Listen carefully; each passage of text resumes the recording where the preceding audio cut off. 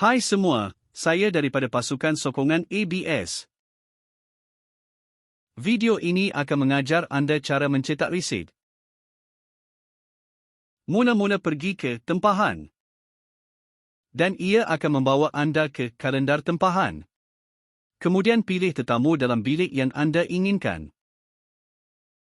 Selepas memasuki halaman ini, tekan butang pembayaran.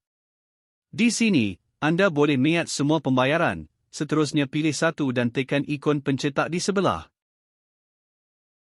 Dan tekan butang pratonton laporan untuk melihat borang. Ini adalah borang resit pembayaran. Jika anda ingin mencetaknya, tekan ikon pencetak di atas.